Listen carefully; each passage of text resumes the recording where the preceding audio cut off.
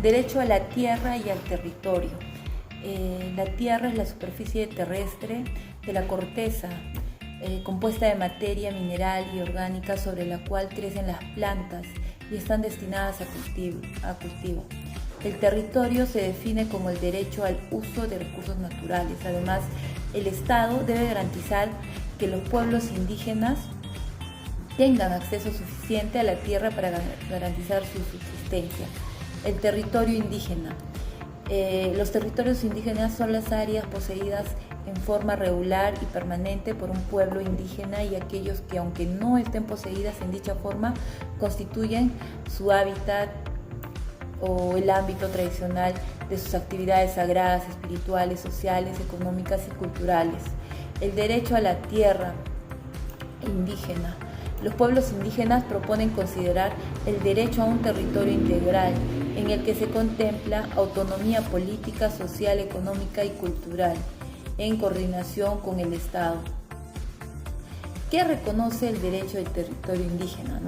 La propiedad, la utilización, las relaciones específicas de los pueblos indígenas, el territorio y conjunto de relaciones, las relaciones sociales, las relaciones culturales, las relaciones políticas, las relaciones de sometimiento, las relaciones económicas y relaciones ambientales. Las características es el acceso a la tierra, La tierra en la base física es la base física sobre la cual se constituye el territorio, por lo tanto el acceso a la tierra es fundamental para que los pobladores y comunidades rurales puedan construir un territorio. El acceso a los recursos es el acceso a la tierra por sí sola. El acceso a la tierra por sí sola no es suficiente. Los pobladores agrarios necesitan, además de tierras, medios y recursos que permitan llevar a cabo sus proyectos de vida. Marco legal del derecho de la tierra y el territorio. Marco legal internacional. Tenemos el Convenio 169 de la OIT y la Declaración, que requieren que los estados implementen mecanismos para proteger los derechos de los pueblos indígenas a la tierra, otorgando la propiedad de la tierra nacional, es decir, su identificación, delimitación y registro.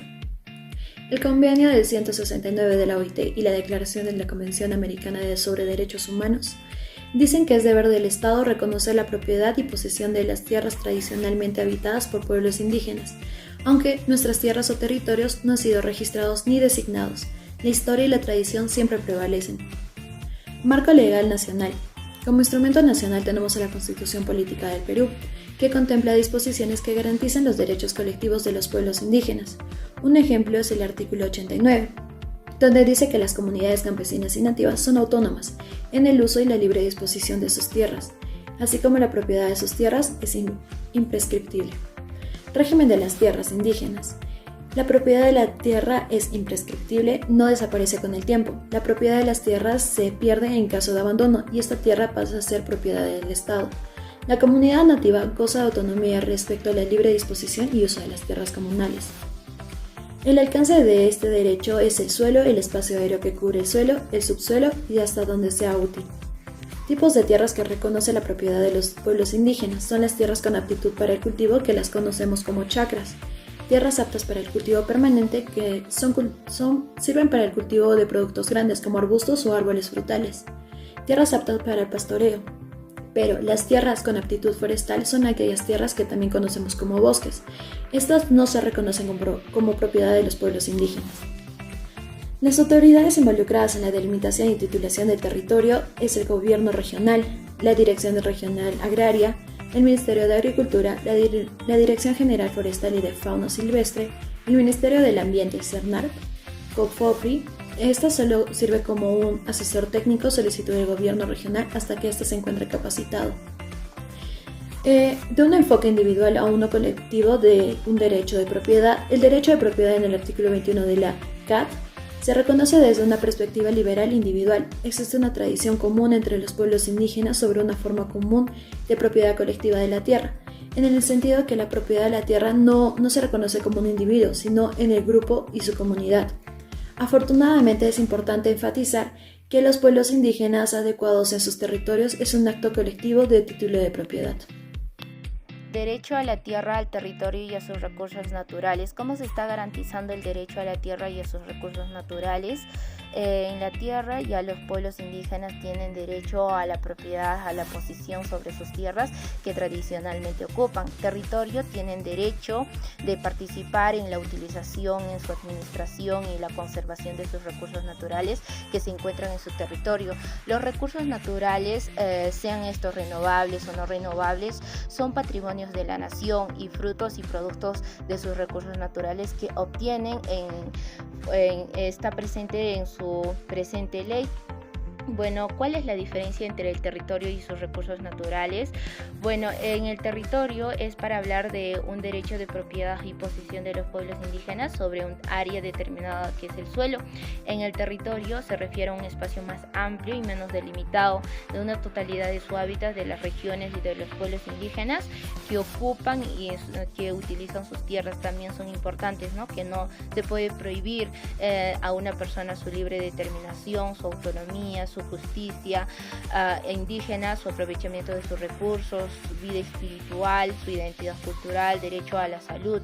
Existe el derecho al territorio integral, la Declaración de las Naciones Unidas de los pueblos indígenas que reconocen y permiten libremente a los pueblos indígenas determinar su condición política, económica, social, cultural, sin separar del Estado y el Tribunal Constitucional.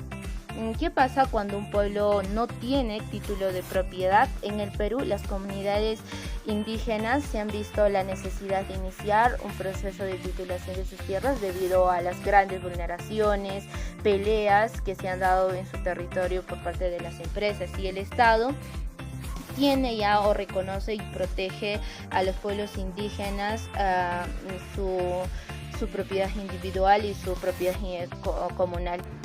Para continuar con la explicación de territorio indígena, vamos a hablar de lo que implica el título de propiedad.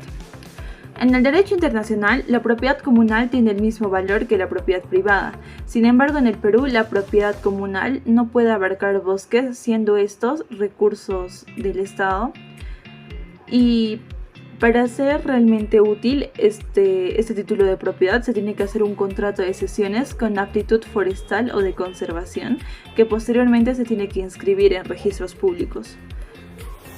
Ahora, ¿qué hacer cuando se limita o se quiere limitar los derechos sobre la tierra o el territorio? Estos no son derechos inminentes, ya que están limitados por derechos de interés general, pero para esto debe haber una ley establecida de antemano que no perjudique a ninguna de las dos partes y las beneficie por igual. ¿Cómo se transmiten derechos sobre las tierras y los territorios? Bueno, en este caso, los territorios y las tierras son trasladados de generación en generación, depende a la cultura del pueblo que habite en el territorio, y el Estado está obligado a respetar este hecho. Ahora, ¿tienen derecho los pueblos indígenas sobre los recursos naturales de las tierras y los territorios? Los pueblos indígenas poseen un derecho que está ligado con su costumbre, con su cultura, que son recursos naturales que están ubicados dentro de sus terrenos y que son usados para sus tradiciones, sus distintas costumbres, que son recursos que se usan como parte de su sistema económico en muchos casos. Y por este hecho, los pueblos indígenas poseen el derecho de participar en la utilización de los recursos que se encuentren dentro de su territorio. Ahora, para pasar al siguiente punto y para culminar, tienen los derechos indígenas el derecho a la participación de los beneficios de las actividades de explotación de los recursos naturales.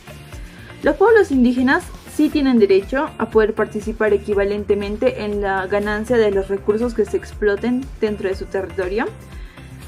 Y para poder saber cómo es consultado con los pueblos, se tiene que consultar con los pueblos afectados para ver cuánto les afecta y cuántas oportunidades esto les da.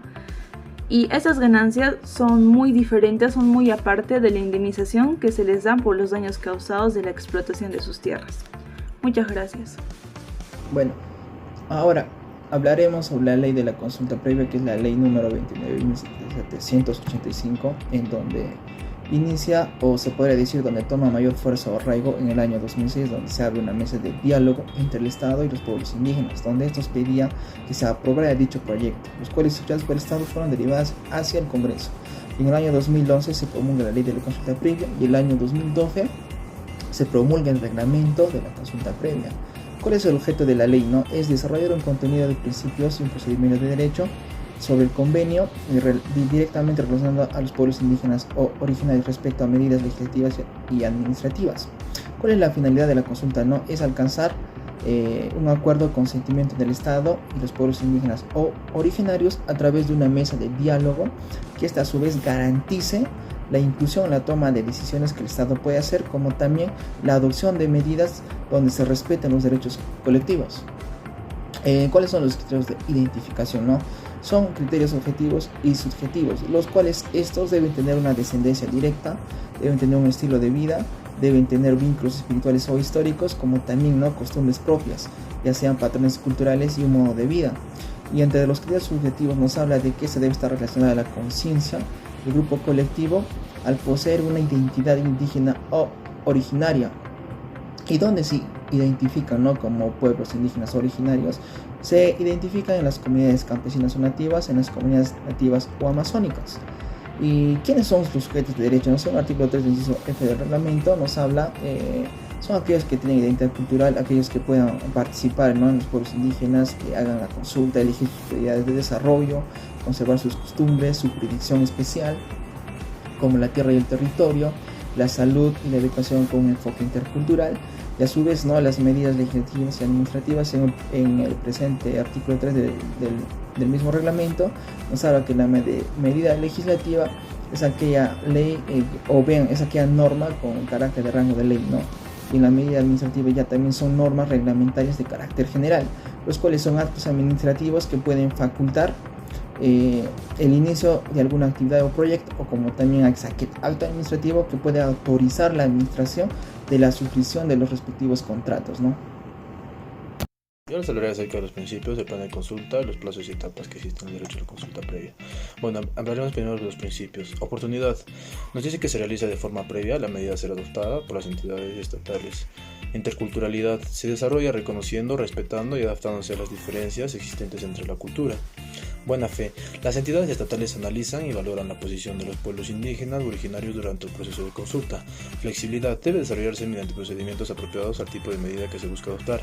Plazo razonable. Se lleva a cabo considerando plazos razonables que permitan a las organizaciones representativas conocer, reflexionar y realizar propuestas concretas sobre la medida.